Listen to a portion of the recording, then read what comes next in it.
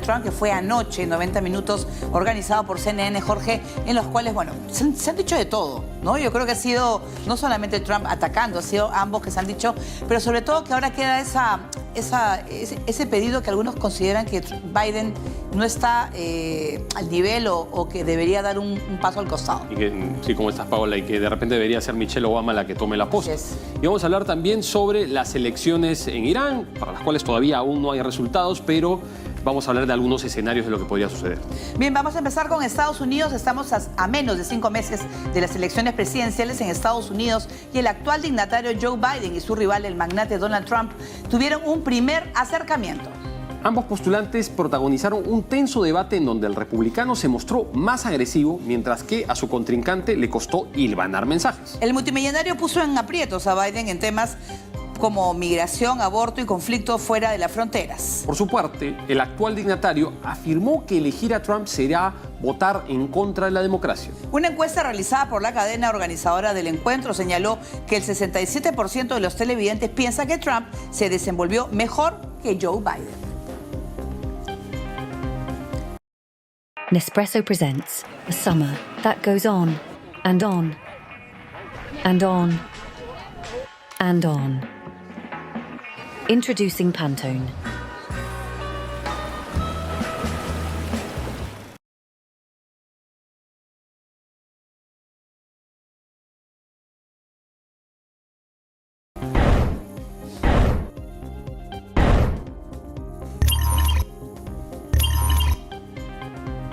Bien, para hacer un análisis de cómo ha sido este primer debate, vamos a saludar a Robert Valencia, analista político desde los Estados Unidos.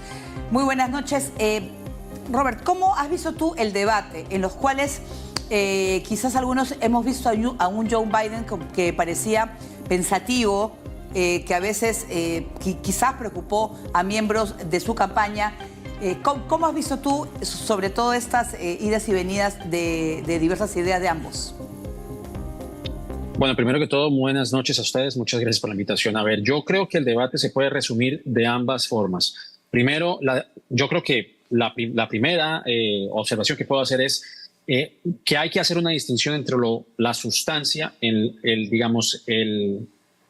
terreno de las ideas, lo que se discute en el terreno de las ideas, versus el performance, la presentación, la energía que proyecte cada uno de los candidatos y la óptica. Una cosa es la sustancia de las ideas y otra cosa es la óptica. Y yo creo que eso es importante hacer la diferencia en este debate, porque si bien Joe Biden tuvo en algunos parajes del debate, mencionó temas con datos un poco más sesudos, si se quiere decir de esa manera, realmente Donald Trump lo que hizo fue demostrarse de manera enérgica, hacer ese contraste, demostrar que tenía un poco más de dinamismo en su lenguaje, pero realmente su retórica estuvo completamente vacía y llena de mentiras.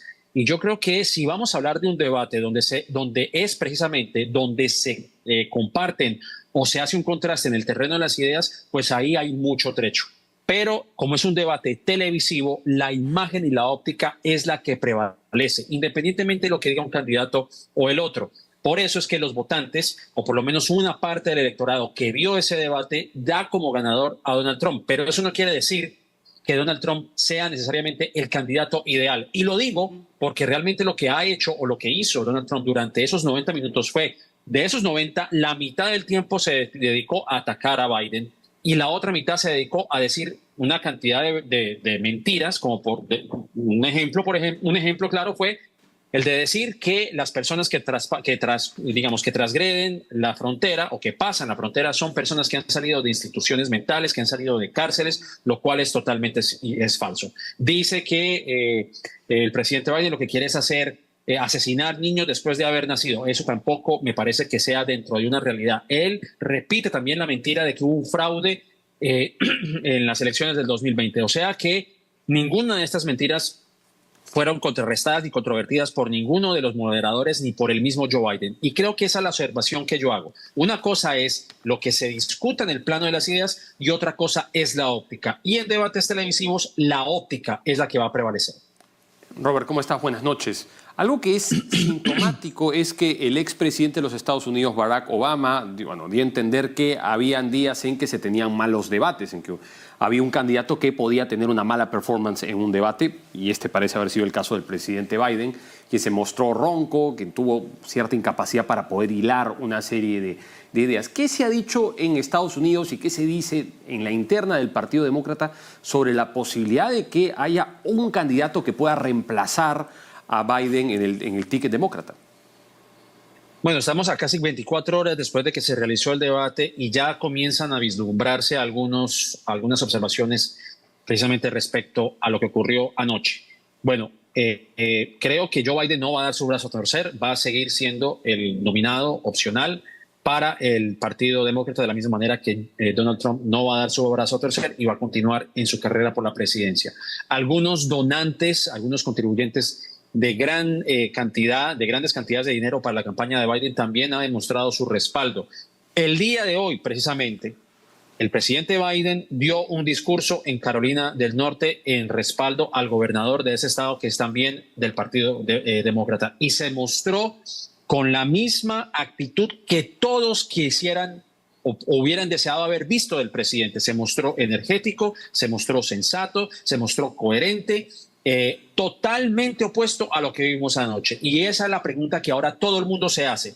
El Joe Biden del día de hoy, de lo que vimos en la tarde, en el discurso que dio en Carolina del Norte, ¿por qué él no mostró ese mismo ímpetu y esas mismas ganas de lo que vimos en la noche anterior, donde se mostraba, como tú señalas, ronco, donde se veía cabizbajo, en donde sí habían ideas que no emanaban, se mostraba confuso, tartamudeaba, aunque él tiene pues esa condición en el habla, porque bueno, eso él mismo lo ha dicho, y algo que dijo él en el discurso que dio en Carolina del Norte, que pudo haber resonado el día de ayer, fue lo siguiente. Él dijo que él ya no tenía el mismo dinamismo de un hombre joven, que no debatía como un hombre joven, como lo haría en sus épocas de antaño, pero que él por lo menos es una persona que distingue la verdad de la mentira. Obviamente esto en un ataque directo a Donald Trump. Entonces, ¿por qué cuando los reflectores estaban encima de Joe Biden, como igual por encima de Donald Trump, por qué no mostró ese mismo ímpetu y esa misma estamina que estaban esperando ver muchos de los televidentes, o por lo menos los 50 millones de televidentes que sintonizaron CNN para ver ese debate? Creo que fue una oportunidad perdida, pero bien como señala Obama, un debate, y regularmente los debates no definen la presidencia. Obviamente eso es una carrera muy cerrada, y cada intervención del presidente Biden, como la de Donald Trump, va a estar bajo el escarnio público. Pero creo que todavía faltan 5 meses. El mismo Biden ha dicho que va a participar en un debate en el próximo mes de septiembre, así que vamos a ver qué tanto recorrido puede llegar a haber de aquí a septiembre y de aquí a noviembre. Todavía estamos muy lejanos a las elecciones, así que vamos a ver cómo se maneja el tema de las elecciones, la balanza a favor de quién se va a inclinar, así que todavía falta mucho trecho para llegar a las presidenciales del mes de noviembre. Así es, Robert. Además, bueno, es difícil pensar que pueda tener pánico escénico, pero puede ser también, a veces la gente se puede estar nerviosa en un evento como este, pero sobre todo teniendo en cuenta que van a incidir en el tema de la salud, bueno, mental, o la situación que pueda tener el presidente Biden frente a Trump, que tiene 2 o 3 años menos, ¿no? Él ha sido muy duro también. Han hablado, pues, que le ha recordado una serie de temas. A mí me ha parecido un debate muy agresivo. ¿Cómo ves que vaya a ser el próximo debate? Bueno, yo tengo que señalar lo siguiente, más o menos en relación a lo que tú acabas de mencionar. Todos los medios, incluyendo el New York Times, que han lanzado una editorial contundente pidiéndole la renuncia al presidente Joe Biden a sus aspiraciones presidenciales de cara al 2024, de cara a noviembre del 2024. Pero yo creo que también no podemos olvidar que si bien Donald Trump pudo haberse proyectado como una persona enérgica y contundente y con mayor dominio del escenario, como lo vimos en la noche de ayer, pues eso tampoco indica que él haya tenido los mismos errores y gazapos idiomáticos que el mismo Joe Biden. Incluso decía una cantidad de galimatías y de ideas que no tenían ningún tipo de coherencia ni ningún tipo de conexión. Y eso está registrado en el debate de anoche. Por lo cual me lleva a pensar que no se está midiendo con la misma vara que se está midiendo Joe Biden, es la misma vara que se está midiendo a Donald Trump. ¿Por qué se le exige a Joe Biden que renuncie a sus aspiraciones cuando Donald Trump a todas luces ha demostrado que es un candidato que tampoco cumple los requisitos para ser presidente, y no por lo demostrado anoche, sino por digamos, por lo que se ha visto en los últimos meses, en donde se le ha encontrado culpable por violar a una mujer, porque le pagó a una estrella porno para guardar silencio, por la incitación que cometió en la insurrección de enero 6, las intenciones que él ha tenido que lo ha manifestado en varias veces, de encarcelar a sus opositores. Él ha dicho que él quería encarcelar a Hillary Clinton, a Barack Obama, al mismo Joe Biden. Una persona que ha demostrado en cada momento que se le presente como una persona autócrata, con tintes fascistas, que está coludido incluso con grupos militantes en Estados Unidos. ¿Por qué la misma prensa que ahora le está pidiendo la renuncia a Joe Biden, a sus aspiraciones, por qué no hacen lo mismo con Donald Trump? Eso es algo que yo personalmente no acepto.